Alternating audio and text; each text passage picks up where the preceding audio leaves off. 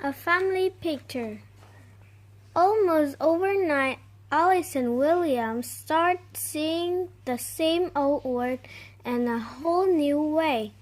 It began in Mr. Gibbs' photography class when she looked through the lens of the camera for the first time.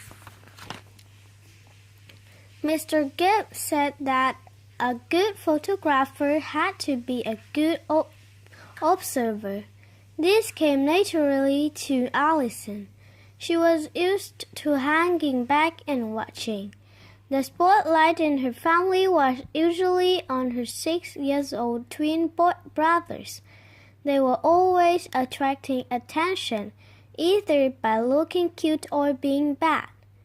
Alison couldn't use her family automatic camera in photography class. She needed a real camera, a serious camera, one that let the photographer adjust the lighting and focus. When Alison asked her parents to buy her a camera, they pointed to the violin case gathering dust in the corner of the room. So Mr. Gibb loaned her a camera. In class, Alison learned about focus and f-stops. She learned how to frame a photo and when to use a flash. She loved every minute of the class and hated hearing the bell ring. When Alison was holding a camera, she felt like a different person. She felt brave and bold. She was in charge of the camera. If a photograph was overexposed, it was because she made a mistake. If a photograph was great, it was because she made it happen. She was never sure how her pictures would come out. They were like snowflakes, no two alike.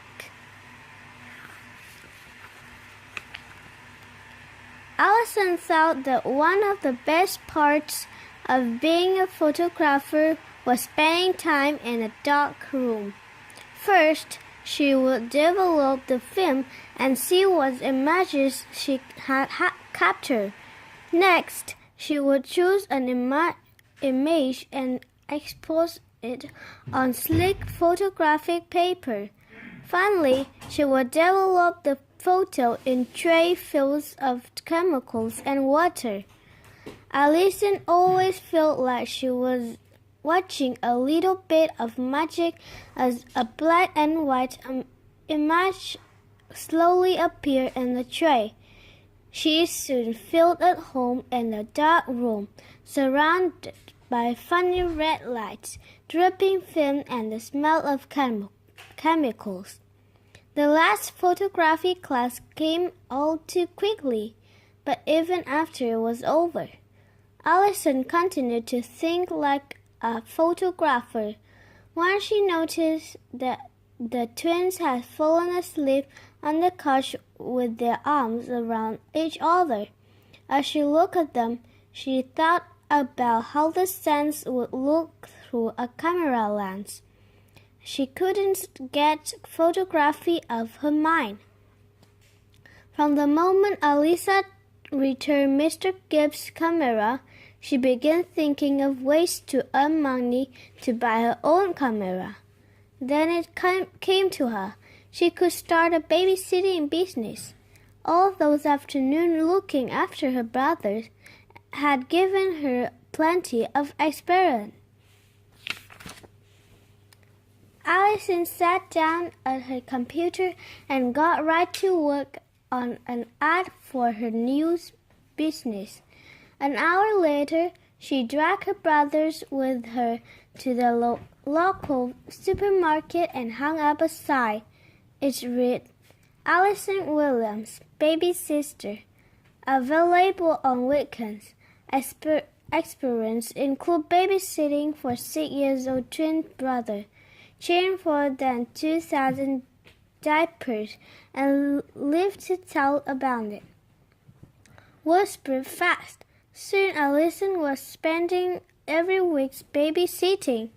She spent so much time babysitting that she didn't get to see her friends very much. She missed them, but she figured that the harder she worked, the faster she earned enough money for the camera. After every babysitting job, Allison took the key that hung around her neck and opened a small metal box hidden underneath her bed. She dumped out her savings, asked the new money, and then counted it all twice before locking it away again. Sometimes she let a sigh escape as she looked at the pictures of the camera she had pasted on the box. She thought, I have to save much, much more, but even if it takes forever, I will earn enough for a camera, a really great camera. Then she imagined herself as a famous newspaper reporter traveling the world to photograph exciting events. Sunday night dinner was a Williams family tradition. Together, Allison's parents would cook something delicious while she set the table and kept an eye on her brothers. It was also Allison's job to decide what they should have for dessert and how prepare it. It doesn't matter what her brothers wanted. Dessert was her decision. However, dessert was one thing the twins usually didn't complain about. On Sunday nights, things seemed to slow down a bit in the Williams house. It was one time that the whole family was together. The peace didn't usually last long, thanks to the twins, but Allison still looked forward to it every week. One Sunday, while her parents cooked dinner, Allison made an announcement. With the money I made babysitting last night, she said, I finally earned enough to buy a camera of my own. I'm going straight to the camera shop tomorrow after school. Her parents cheered. Later, they toasted her with spoonfuls of chocolate pudding, her favorite dessert. They didn't understand why she wanted to spend all her hard-earned money on a camera, but they agreed it was her to spend. Allison could hardly sleep that night. The next day, Allison counted the minutes until the last bell. The moment it rang, she was on her way to the camera store. She visited the store so often that she knew just where to go and exactly which camera she wanted to buy. She carefully counted out the money and handed it to the clerk. As Allison walked out of the store with her new camera, she glanced at her reflection in the store window. She thought it was strange that she looked the same as always when she felt so different inside. Allison's parents noticed a change in her. For years, they had dragged her out of bed in the morning so she wouldn't be late for school. Now, Allison was often the first one awake in the house and sometimes even the first student at school. She liked getting to school early so she could have the dark room to herself. Every night, Allison carefully set her camera next to her bed so it would be the first thing she saw when she woke up. Now that she stopped babysitting, Allison finally had time to hang out with her friend again. She had fun taking crazy pictures of them. They liked having a photographer friend around. Once in a while, she even caught them in a quiet moment. Allison was eating breakfast one morning when the newspaper ad caught her eyes. First Unknown Photo Contest sent us a photo that captures the meaning of family. The winning photo will be published on our front page. Alison wanted to win that contest. Ever since she had taken Mr. Gibbs' class, she had dreamed about becoming a famous newspaper photographer. But what picture would truly capture her family? Then she smiled. She knew exactly what picture to take.